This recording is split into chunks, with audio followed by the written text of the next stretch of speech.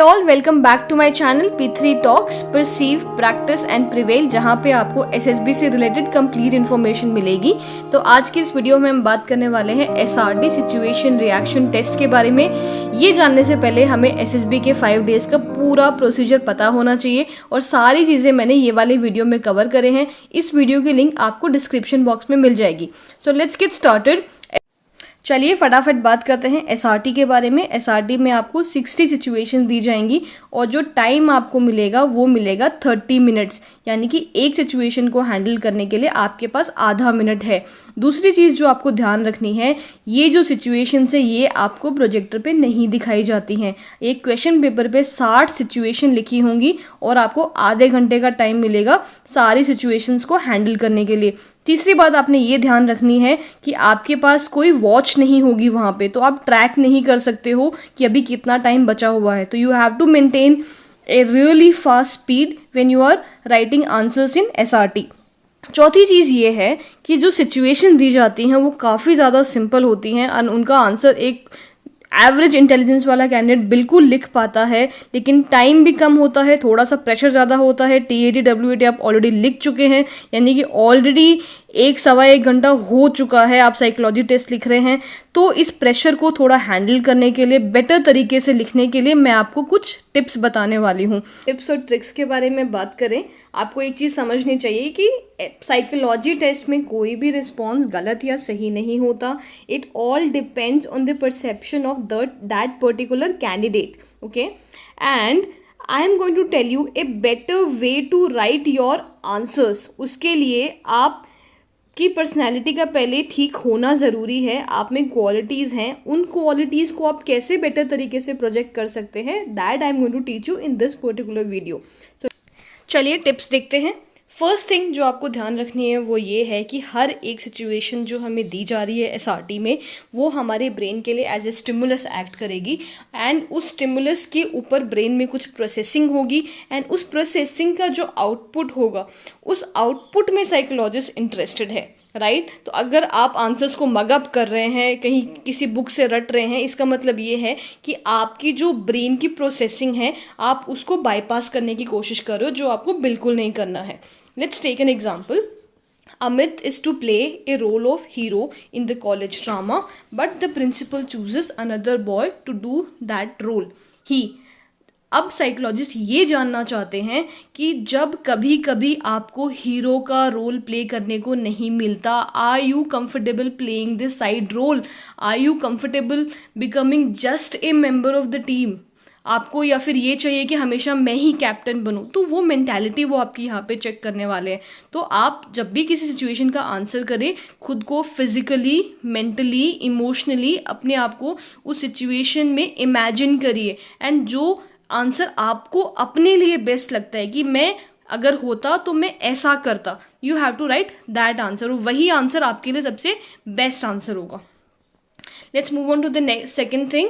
अभी एक और डाउट आता है दिमाग में कि जो रिस्पॉन्सेस हमें लिखनी है वो पास्ट में लिखनी है या फ्यूचर टेंस में लिखनी है। जैसे कि टीएटी में क्या होता है, स्टोरीज हम पास्ट में लिखते हैं, दैट इज प्रिटी क्लियर। देखते हैं यहाँ पे क्या होता है। Now let's take this example. He was without a job, his parents persuaded him to get married, his wife wanted to start a family soon, he will। अगर SRT के and में he will लिखा हुआ है या he would लिखा हुआ है तो it is pretty clear that आपको रिस्पॉन्स जो देना है वो फ्यूचर टेंस में देना है। बट बहुत बार लास्ट में he will या he would कुछ नहीं लिखा होता है, सिर्फ he लिखा होता है। तो ये वाले पर्टिकुलर केस में आप पास्ट टेंस यूज़ कर सकते हैं। Let's move on to the next thing.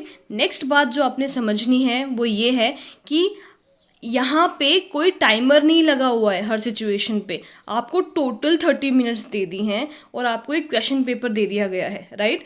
तो इस सिचुएशन में अगर आप कोई एसआरटी को स्किप कर रहे हैं और आगे बढ़ रहे हैं तो ये एक बहुत ही गलत इंप्रेशन देता है। बिकॉज अगर आप आज की डेट में एक सिंपल एसआरटी को अवॉइड कर रहे हैं तो कल को जाने के बाद आप बहुत बड़ी बड़ी प्रॉब्लम्स भी अवॉइड कर सकते हो and they are looking for leaders. तो आई वुड सजेस्ट कि आपने सीक्वेंस में एसआरटीज को अटेम्प्ट करना है और इन बिटवीन आपने कोई भी एसआरटी नहीं छोड़नी है। एंड दूसरी चीज़ जो आपने ध्यान रखनी है पर्टिकुलरली एसआरटी के लिए, यहाँ पे जो क्वालिटी है वो क्वांटिटी से बहुत ही ज़्यादा इम्पॉर्टेंट है। ऐसा नहीं है कि आप 60 के 60 SRT कंप्लीट करोगे तभी आप सेलेक्ट हो सकते हो। मिनिमम आपने 45 SRTs अटेम्प्ट करनी चाहिए एंड इन 45 में लेकिन आपको क्वालिटी का बहुत ही ज़्यादा ध्यान रखना चाहिए कि आप रिस्पॉन्सेज एकदम ठीक से लिख रहे हैं। Let's move on to the next one. दूसरी चीज़ ये आप ध्यान रखिए कि आपने किसी भी एक SRT पे बहुत ज़्यादा टाइम भी नहीं स्पेंड करना है, आपने फटाफट अपना रिस्पॉन्स लिखना है। तीसरी चीज़ ये है कि जो कीवर्ड्स आप यूज़ करेंगे वो शॉर्ट लेंथ कीवर्ड्स आप यूज़ कर सकते हैं। जो टेलीग्राम की लैंग्वेज होती थी जहाँ पे हमें बचपन में सिखाया जाता था कि ग्रामर का कोई ध्यान रखने की ज़रूरत नहीं है, आप शॉर्ट में अपना मैसेज कन्वे कर दीजिए। सेम ट्रिक आप यहाँ पर यूज़ कर सकते हैं कि आप शॉर्ट में अपना मैसेज कन्वे करिए। तीसरी चीज़ ये है कि पूरा सेंटेंस लिखने की ज़रूरत नहीं है, शॉर्ट सेंटेंस लिख के फिर आप कॉमा लगा के या हाइफन लगा के उनको एक्शंस को आप सेपरेट कर सकते हैं। Let's see in this particular example, suppose one of your friend drops your camera while handling it carelessly, you would. अब सोल्यूशन के तौर पे एक एग्जांपल मैंने दिया है, चेक फॉर एनी डैमेज। अब देखिए ये वाला जो है ये बिल्कुल मैंने टेलीग्राम की लैंग्वेज में लिखा है, मैंने पूरा सेंटेंस नहीं लिखा यहाँ पे, that I will check the camera for any damage. ठीक है, तो चेक फॉर एनी डैमेज और फिर आप हाइफन लगा दीजिए, tell him to be more careful, उसको केयरफुल रहने के लिए बोला, and get it repaired later. तो ऐसे ही आप short sentences telegram language use करके अपना मैसेज एकदम शॉर्ट में कन्वे करिए। Next thing you have to remember is, आपने किसी भी SRT के रिस्पॉन्स में मल्टीपल एक्शंस नहीं लिखने हैं, यानी कि आपने ऑल्टरनेटिव्स नहीं देने हैं कि मैं ऐसा करूँगा, ऐसा नहीं होगा तो मैं ऐसा कर दूंगा, ऐसा नहीं होगा तो मैं ऐसा कर दूंगा। आपने एक सिंगल आंसर देना है कि मैं ये करूँगा। ठीक है, जैसे कि एग्जाम्पल लेते हैं, during practice a day before the match the centre forward twist his ankle as a captain of the team. अब आप यहाँ पे ये नहीं कर सकते हो कि मैं चेक करूँगा कि एंकल में कितनी चोट लगी है, ज़्यादा नहीं लगी है तो एक्सरसाइज वगैरह करवा के उसी को खिलवा लूँगा, और अगर ज़्यादा लगी है तो मैं कोई रिप्लेसमेंट ले आऊँगा। No, you can't do that. ये हो गया मल्टीपल एक्शंस लिखना, आपने एक सिंगल रिस्पॉन्स लिखना है यहाँ पे। Let's move on to the next one. Do not write answers like I will solve the situation, according to the problem I will act, I will inquire about it। यानी कि आप एकदम future पे मत डाल दीजिए कि मैं सोचूंगा, मैं देखूंगा कि क्या होगा। I would suggest you take action, उसी टाइम पे आप एक्शन लेना स्टार्ट करिए। जैसे ये एग्जाम्पल है, he was to organize the sports meet as he was the sports captain। अब बहुत सारे कैंडिडेट ऐसा सिंपल सा आंसर लिख देते हैं कि he organized the sports meet, that's it। That is not a complete answer, right? You have to take action, you have to write at least 3 things. 3 चीज़ें तो लिखिए कि ऐसा किया एंड देन फाइनली ऐसे करके सक्सेसफुली ऑर्गेनाइज उसने कर दिया। Okay, let's move on to the next one. Do not contradict your response for similar type of situation. Now SRT में क्या होता है, हर 7 से 8 SRT के बाद जो सेम SRT है किसी और फॉर्म में वो रिपीट कर देते हैं। Now they are trying to check your consistency in thoughts over here. ठीक है, कि आप जो सोच रहे हैं वो आप ही का थॉट है या फिर आपने कहीं से मैगअप करके लिखा है। Let's take an example, he wanted to marry the girl he loved, he felt his parents would not agree.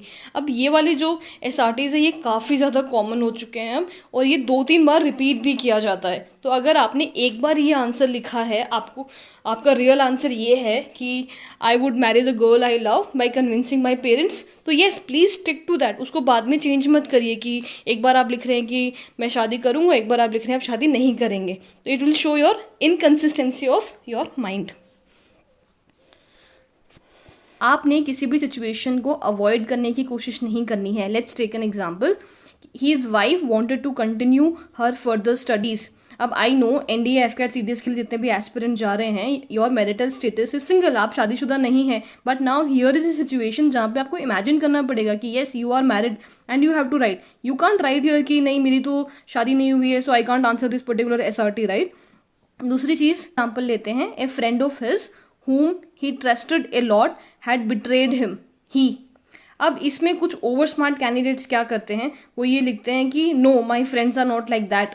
अब आपसे आपके फ्रेंड्स के बारे में यहाँ पे नहीं पूछा जा रहा है, यहाँ पे आपको एक सिंपल सिचुएशन दे दी गई है कि आपके फ्रेंड ने आपको बिट्रे कर दिया है, अब आप क्या करोगे? So do not avoid any situation. Her situation जो आपको एसआरटी में दी जा रही है उसको आप इमेजिन करिए कि हाँ भाई ऐसा हो गया है, नाउ मेरे को इसमें क्या रेस्पॉन्स देना है वो रेस्पॉन्स लिखिए। नाउ एक और मिथ जो कैंडिडेट्स के दिमाग में होता है वो ये है कि अगर वो ब्यूटीफुल रिस्पॉन्सेस लिखेंगे एसआरटी में कहीं से कॉपी करके या फिर किसी बुक से याद करके या किसी रेकमेंडेड कैंडिडेट के बताए हुए रिस्पॉन्सेस लिख देंगे तो वो सिलेक्ट हो जाएंगे। बट अगर आप इस माइंडसेट के साथ एसएसबी देने जा रहे हैं तो आपका सिलेक्शन सच में कभी नहीं हो सकता। What you have to understand over here is हर एक जो सिचुएशन है वो अलग है, राइट? एक सिचुएशन ऐसी भी आएगी जहाँ पे आपको इमोशनली डिसीजन नहीं लेना है, एक सिचुएशन ऐसी आएगी जहाँ पे आपको इमोशनल होकर डिसीजन लेना पड़ेगा, राइट? एक सिचुएशन ऐसी हो सकती है जहाँ पे आपको अटैक करना ही पड़ेगा, आपके पास कोई ऑप्शन और नहीं है। और ऐसी सिचुएशन भी आ सकती है जहाँ पे आपको सबके डिसीजन का ध्यान रखना पड़ेगा, पूरी टीम से डिस्कस करना पड़ेगा कि आगे क्या करना है। या फिर कोई ऐसी भी सिचुएशन हो सकती है जहाँ पे आपको अकेले एज ए लीडर एक्ट करना पड़ेगा और आप किसी और से डिस्कस नहीं कर सकते हैं। और या फिर देयर कैन बी सिचुएशन जहाँ पे आपको करेजियसली एक्ट करना पड़ेगा। ऑन द अदर हैंड ऐसी भी सिचुएशन हो सकती है जहाँ पे आपको बहुत ही ज़्यादा काम रहना पड़ेगा। तो इन हर एक सिचुएशन का रिस्पॉन्स आप कहीं और से रट नहीं सकते हो। आप अपनी रियल लाइफ में कैसे हैं आप बिल्कुल वैसा ही वहाँ पे शो कर पाओगे। Next thing that you have to remember is psychology test में जो एसआरटी है वो थर्ड टेस्ट है। इसके पहले जो फर्स्ट टेस्ट था वो टीएटी था, डब्ल्यूएटी था, एसआरटी था। यानी कि टीएटी में जब आप रिस्पॉन्सेस लिख रहे थे आपकी मोस्ट ऑफ द रिस्पॉन्सेस जो थे आपके सबकॉन्शियस माइंड से आ रहे थे, यानी कि अननोइंगली आप रिएक्ट कर रहे थे चीज़ों को। तो कहीं ना कहीं आप अपने बारे में बहुत सारी चीज़ें टीएटी में ही बता चुके हो। एंड डब्ल्यूएटी में जब आप आए आप थोड़ा सा जग गए, यानी कि आप सबकॉन्शियस माइंड से थोड़ा सा बाहर आए और आपने अच्छे रिस्पॉन्स लिखने की कोशिश करी कि हाँ मेरे को सब पॉजिटिव ही लिखना है। एंड इन एसआरटी आप पूरी तरीके से जग चुके हो। अब एसआरटी में जब आपको एकदम पूछा ही जाता है कि आपकी फ्रेंड आपसे हेल्प मांगने के लिए आया है तो आप हेल्प करोगे या नहीं करोगे, definitely you going to say yes I am going to help. But ये सच है या नहीं है ये ऑलरेडी टीएटी में चेक हो चुका है। सो एसआरटी में रिस्पॉन्सेस को लेपापूती करके सुंदर बनाने का कोई भी फ़ायदा नहीं है। आई वुड रेकमेंड कि आप रियल रहिए अपनी रिस्पॉन्सेस में। जैसे आप रियल लाइफ में हैं अगर आप वैसे ही रिस्पॉन्सेस लिखेंगे तो आपके लिए बहुत आसान हो जाएगा ये पर्टिकुलर एग्ज़ाम क्लियर करना। एक एग्जांपल लेते हैं कि कैसे टीएटी, डब्ल्यूएटी और एसआरटी लिंक्ड होते हैं कहीं ना कहीं। He had one A lottery of ₹1 lakh. उसका क्या करेंगे? अगर आपको ये सिचुएशन एसआरटी में दी जा रही है तो डेफिनेटली आप कुछ अच्छा ही लिखेंगे कि मैं सेविंग करूँगा, मैं यहाँ इन्वेस्ट करूँगा, अपने भाई की पढ़ाई में लगा दूंगा। You will write all the good responses. But आप एक रिसोर्सफुल इंसान हैं या नहीं हैं, आप ठीक से पैसे को स्पेंड करते हैं या नहीं करते हैं, ये क्वालिटीज़ कहीं ना कहीं ऑलरेडी टीएटी में आपकी निकल के आ चुकी हैं। So you don't have to act over here. आपने एक्टिंग नहीं करनी है किसी भी पर्टिकुलर पार्ट में। अगर आप एक्टिंग करेंगे तो आपका जो एक पर्टिकुलर मैच होना चाहिए टीएटी, डब्ल्यूएटी, एसआरटी में वो नहीं आएगा। एंड अगर आपके रिस्पॉन्सेस में कंसिस्टेंसी नहीं है तीनों में तो आपके लिए ये पर्टिकुलर साइकोलॉजी टेस्ट करना, क्लियर करना बहुत ही ज़्यादा डिफिकल्ट हो जाएगा। तो आज के इस वीडियो में जितने भी हमने एग्जाम्पल्स लिए हैं, try and write your natural responses in the comment box given below. Okay friend, thank you so much for watching the video. If you found this content helpful, please press the like button, and if you're interested in these kind of videos, please subscribe to my channel and do not forget to press the bell icon so that you get the notification as soon as I upload a new video. Also, if you have any questions related to SSB preparation or anything that comes up in your mind, you can put it in the comment box and I will try and address all your queries in the coming time. Thank you so much for watching the video. Stay tuned.